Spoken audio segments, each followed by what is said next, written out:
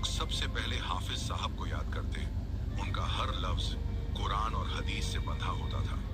उनकी आवाज में ऐसी रूहानियत थी कि नूर जैसी बच्चियां उनके सामने बैठकर तिलावत सीखती और बूढ़े लोग उनकी दुआओं से राहत पाते। एक रात जब वो तहज्जुद के वक्त नमाज में मशगूल थे, उनके दिल में एक बेचैनी सी हुई, जैसे किसी पाक रूह को मदद चाहिए। उन्होंने उसी वक्त साजो सामान समेटा, कुरान पाक और रूहानी किताबें उठाईं और हवेली की तरफ रवाना हुए। नूर उन्हें देखकर चौंकी। जब उसने अपनी हालत बयान की तो हाफिज साहब ने उसके सिर पर हाथ रखते हुए कहा, बेटी, तुम मोहब्बत और शैतान के वसवसों के बीच फंसी है, मगर याद रख, अल्लाह की रजा से बढ़कर कुछ नहीं।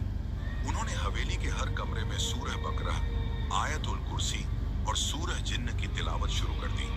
हाफिज साहब ने एक पाक पानी से भरी शीशी दी, जिस पर उन्होंने 41 बार सूरह फातिहा और सूरह इखलास पढ़ी थी। उन्होंने कहा, इस पानी को हर कमरे में छिड़क देना और रात में सूरह नास, सूरह फलक और आयतुल कुर्सी जरूर पढ़ना। ये जिन्न की आग को ठंडा करती है।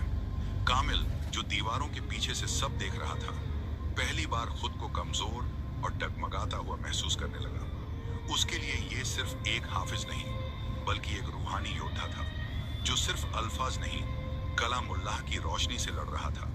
हाफिज इब्राहिम अब नूर की निगरानी में थे। वो उसे सिर्फ जिन्न से नहीं, बल्कि हर उस रास्ते से बचाना चाहते थे जो उसे अल्लाह से दूर कर सकता था। उन्होंने कहा, नूर, तुझे सिर्फ जिन्न से नहीं, अपने ही नफ्स से भी लड़ना है। मोहब्बत की आग तभी रोशनी बनती है जब उसमें अल्लाह की रजा शामिल हो। और अब हवेली में एक तरफ कामिल का इश्क बढ़ता जा रहा था और दूसरी तरफ हाफिज इब्राहिम की दुआओं और कुरान की रोशनी से हवेली बदलने लगी थी। हवेली के अंदर जिन्न और इंसान के बीच एक खामोश जंग चल रही थी। मगर उस हवेली से दूर गांव की कच्ची झोपड़ी में एक औरत, एक माँ, अपने रब के सामने झुकी हुई थी।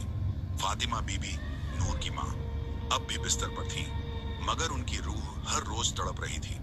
बेटी की इज्जत, उसके ईमान और उसकी तन्हा जिंदगी की चिंता उनके दिल को जला रही थी। नूर के जाने के बाद उन्होंने खाना कम कर दिया था, मगर सजदे ज्यादा। हर रात वो अल्लाह से रो रो कर कहती, या रब्बी, तू जानता है मेरी बेटी कैसी है। वो तेरी राह पर है, तेरी किताब से मोहब्बत करती है और मैंने उसे तुझी पर छोड़ा है। तू उसे किसी गुमराही, किसी जिन्न, किसी इंसानी या शैतानी ताकत से बचा लेना। एक रात जब हवेली में नूर कुरान पढ़ रही थी और कामिल दीवार की ओर से उसे देख रहा था, तभी उसे एक अजीब रूहानी कंपन महसूस हुआ, जैसे कोई नामालूम रोशनी